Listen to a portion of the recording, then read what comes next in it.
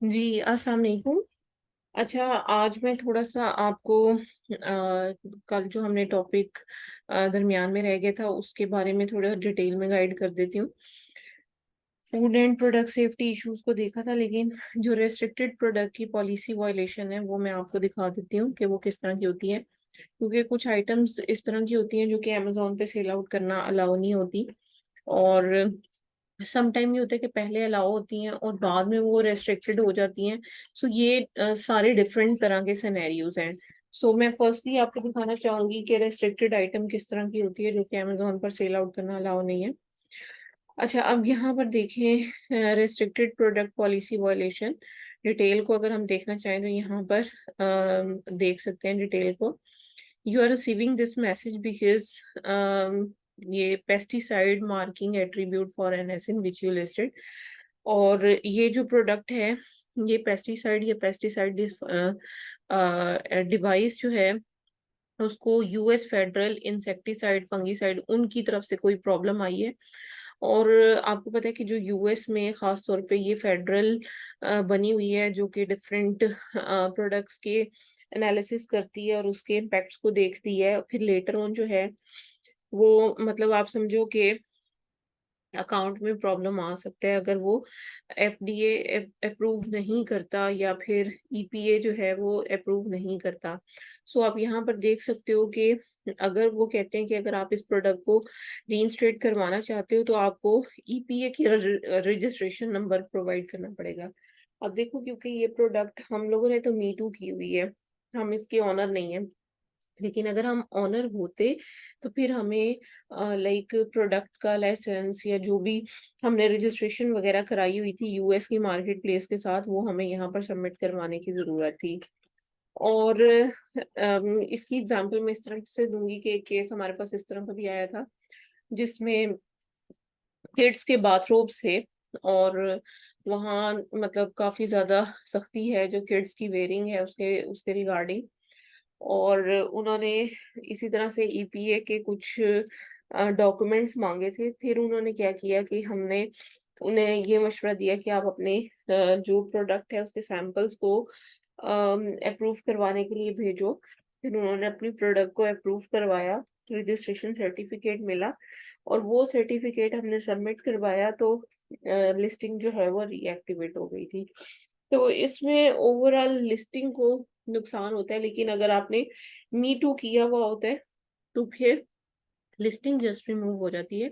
इसकी इन्वेंटरी आपको रिमूव करनी पड़ती है, लेकिन अकाउंट की हेल्थ पर इसका कोई इम्पैक्ट नहीं होता ख़ासा।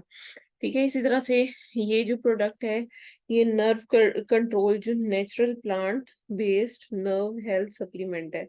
अब इस सप्लीमेंट का ऑब्वियसली कोई साइड इफ़ेक्ट उन्हें पता चला होगा, जिसकी वज़ह से उन्होंने यहाँ पर आप देख सकते हो कि प्रॉब्लम की कि होम्योपैथिक रेमेडी है या कॉस्मेटिक है, लेकिन ये मेंटल हेल्थ डिसऑर्डर जैसे उससे बचाती है, जैसे एंजाइटी, डिप्रेशन, ये वो। लेकिन इसकी रीइंस्टेटमेंट को कंसीडर नहीं कर सकते जब तक जितनी प्रोहिबिटेड डिजीज के क्लेम्स हैं वो उसके ऊपर वार्निंग कोई हुई होगी प्रिंट, जो कि मतलब हो सकता है कोई हैजर्डियस डिजीज जो है वो उसमें लग रही हो, जिसकी वजह से प्रॉब्लम आ रही हो।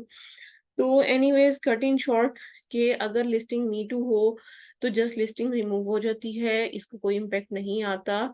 और अगर आपकी लिस्टिंग अपनी ज़ाती है, पर्सनल है, तो फिर आपको सम टाइम ये करना पड़ता है कि जो प्रोडक्ट है उसकी पैकेजिंग को तब्दील करवाना पड़ता है। जिस तरह से ये वाली प्रोडक्ट सेकंड वाली मैं आपको दिखा रही हूँ, नर्व कंट्रोल वाली। तो इसके जो साइड इफ़ेक्ट्स हैं, उसमें अगर कोई ऐसी मेजर डिज़ीज़ आ रही है, तो या तो उसका कोई एविडेंस देना पड़ेगा कि जो क्लेम है उसका वो ठीक नहीं है, या फिर ये करना पड़ेगा कि जो अगर उसका कोई साइड इफेक्ट इस तरह का नहीं है, तो आपको फिर उसके लेबल्स चेंज करने पड़ेंगे, प्रोडक्ट की पैकेजिंग के ऊपर जो प्रिंटिंग हुई होती है वो चेंज करवानी पड़ेगी। तो कुछ केसेस में आपको सर्टिफिकेट्स वगैरह देने पड़ते हैं। और उसके लिए ये होता है कि जहाँ से आपने प्रोडक्ट की मैन्युफैक्चरिंग करवाई होती है, वो आपको हेल्प आउट कर देते हैं इस सारे प्रोसेस को कंप्लीट करने के लिए। अच्छा, ये तो बस एक सिंपल सा था जिसमें ज़्यादातर प्राइवेट लेबल की लिस्टिंग्स जो हैं वो इसमें सफ़र कर रही होती हैं। लेकिन जो आज हमारा एक्चुअल टॉपिक है वो regarding wrong product condition complain है, ठीक है, उसके बारे में हम आज डिस्कस करेंगे। मैं यहाँ पर आपको अकाउंट हेल्थ दिखाती हूँ, एक मिनट। यहाँ पर देखिएगा, प्रोडक्ट कंडीशन कस्टमर कंप्लेन है, इसको आज हम डिस्कस करने वाले हैं। इसको हम डिटेल में डिस्कस करेंगे। अच्छा, जो भी प्रोडक्ट जिसमें कस्टमर जो है वो कंप्लेन करता है कि उसे प्रोडक्ट जो है वो ठीक नहीं मिली, प्रोडक्ट गलत मिल गया। जैसे मैं एग्जांपल देना चाहूंगी कि एक पैन है, फ्राइंग पैन, और उसका जो हैंडल है वो दो तरह का हो सकता है, या तो वेल्डेड हो सकता है या रिवेटेड होना हो सकता है, यानी कि उसके अंदर कोई चीज के थ्रू से फिक्स किया गया हो, या फिर वेल्डेड हो सकता है। अब देखो, अगर कोई कस्टमर प्रोडक्ट जो है वो ऑर्डर करता है रिवेटेड, और हम उसे वेल्डेड भेज देते हैं, तो उस केस में फिर कस्टमर जो है वो रॉन्ग कंडीशन कस्टमर कंप्लेन करता है।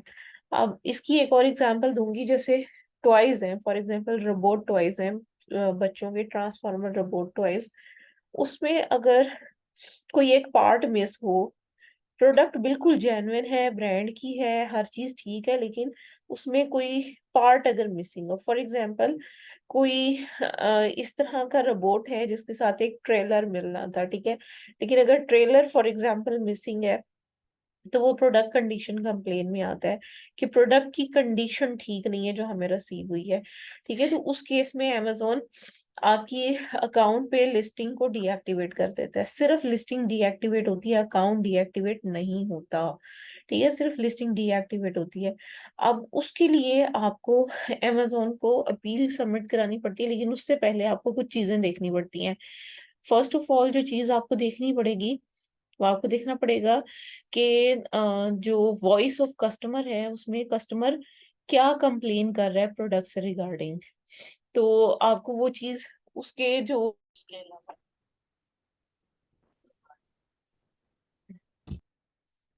अच्छा, इसमें मैं आपको बता रही थी कि मतलब अगर अकाउंट में मतलब ये होता है प्रॉब्लम, तो फिर आपको परफॉर्मेंस में जाकर फर्स्टली वॉइस ऑफ कस्टमर को देखना है, और इसमें एनसीएक्स रेट होता है, यानी कि नेगेटिव एक्सपीरियंस रेट होता है कस्टमर्स का। वो यहाँ पर आपको देखना होता है कि कौन सी लिस्टिंग्स हैं जिसमें नेगेटिव एक्सपीरियंस जो है वो क्लाइंट्स को ज्यादा हुआ है। अभी यहाँ पर तो क्योंकि इसकी लिस्टिंग की हिस्ट्री डिलीट हो चुकी है, इस वजह से वॉइस ऑफ कस्टमर नहीं आ रहा। फॉर एग्जाम्पल, एक प्रोडक्ट है या जो ASIN इफेक्टेड है उसको आपने देखना है, वो यहाँ पर आपको नजर आ रहा होगा इसके नीचे ना, बिल्कुल, कि प्रोडक्ट का ASIN, इमेज, NCX रेट आएगा, फुलफिलमेंट कैसे हुई, NCX के ऑर्डर कितने थे, टोटल ऑर्डर कितने थे, यानी कि अगर टोटल 10 ऑर्डर है उसमें से 2 में कंप्लेन आई है, तो NCX ऑर्डर में 2 लिखा हुआ होगा, और इसकी परसेंटेज निकल के NCX रेट यहाँ पर लिखा हुआ होगा, ठीक है। तो यहीं पर जब आप उस ASIN पर क्लिक करोगे या उन ऑर्डर आईडीज पर क्लिक करोगे, तो आप देखोगे कि आपके पास ना ओपन हो जाएंगे कस्टमर के रिव्यूज उस प्रोडक्ट के बारे में।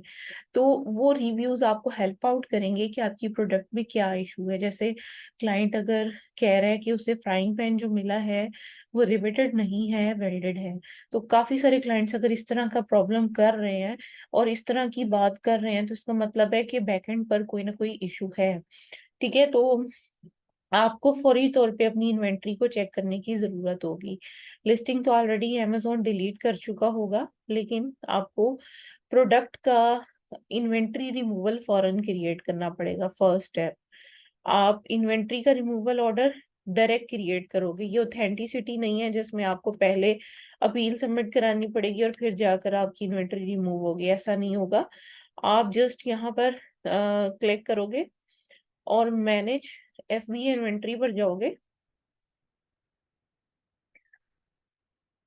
जो भी इन्वेंट्री आपकी FBA की यहाँ पर अवेलेबल होगी उसका रिमूवल ऑर्डर क्रिएट कर दोगे।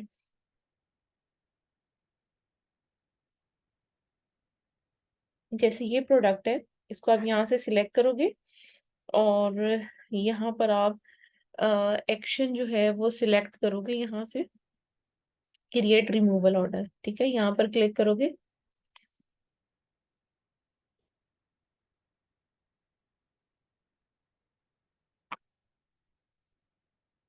अच्छा, जो भी एड्रेस आप देना चाहते हो वो यहाँ पर एंटर करोगे, इसको चेंज भी कर सकते हो इस एड्रेस को, ये ऑटोमेटेड जो इसमें सेव है वो आ रहा है। उसके बाद जितने आइटम्स यूनिट्स यहाँ पर अवेलेबल होंगे फुलफिल लेवल में, अभी तो 0 है क्योंकि ऑलरेडी इनका रिमूवर पीरियड हो चुका है।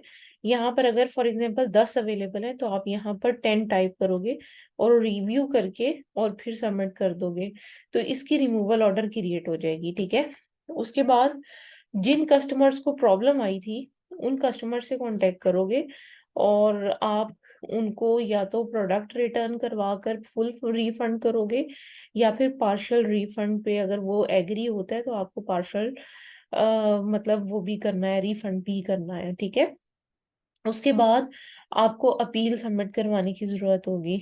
अब अपील जो है वो डायरेक्ट अकाउंट हेल्थ, क्योंकि अकाउंट तो डीएक्टिवेट नहीं होगा, आपकी सिर्फ अकाउंट पे जो है वो प्रॉब्लम आई होगी एक एएसआईएन में।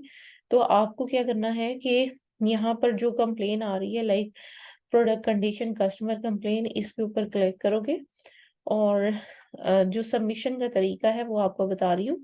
यहाँ पर वो प्रोडक्ट आ रही होगी और यहाँ पर सबमिट अपील का बटन आ रहा होगा, वहां पर क्लिक करके आपको अपील सबमिट करवाने की जरूरत होगी।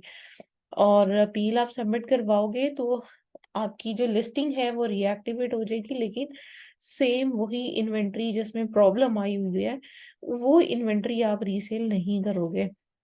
लेकिन ये है कि अकाउंट की हेल्थ को बेहतर करने के लिए और इस वॉयलेशन को अकाउंट से जस्ट रिमूव करवाने के लिए आप जो है वो अपील सबमिट करवाओगे प्रोडक्ट कंडीशन कस्टमर कंप्लेन की। इसमें आपकी अकाउंट की हेल्थ जो है वो इम्प्रूव हो जाएगी, लेकिन आप कोशिश करो कि जिस प्रोडक्ट में प्रॉब्लम आई है वो प्रोडक्ट की इन्वेंटरी रिमूव करवा लो और दोबारा से उस एएसआईएन को आप सेल आउट ना करो, सिर्फ वॉयलेशन को रिमूव करवाओ अकाउंट से। ठीक है, अब मैं आपको इसकी अपील ग्रुप में शेयर करती हूँ, मुझे आप 2 मिनट दीजिएगा।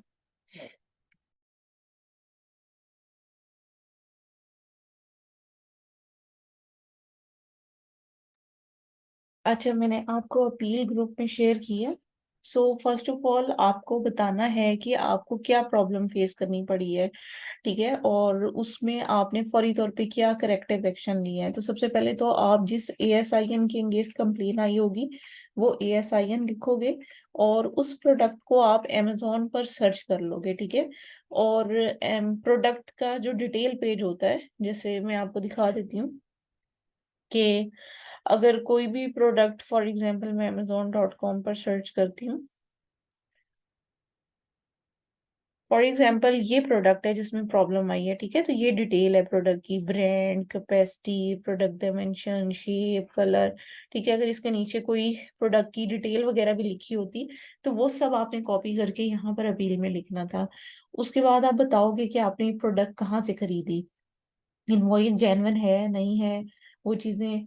फिर उसके बाद आपने देखना है कि उस प्रोडक्ट में वॉइस ऑफ कस्टमर के थ्रू आपको पता चलेगा कि प्रोडक्ट में इशू क्या आया। ठीक है, प्रोडक्ट तो ऑथेंटिक है लेकिन प्रोडक्ट में इशू क्या आया, जैसे मैंने आपको बताया कि कोई पार्ट मिसिंग है या कोई उसकी मैन्युफैक्चरिंग दूसरी तरह से हुई हुई है, तो वो सारा इशू आप यहाँ पर लिखोगे कि क्या प्रॉब्लम आई है आपकी इस इन्वेंट्री में, इस एएसआईएन में क्या प्रॉब्लम आया, वो आप लिखोगे।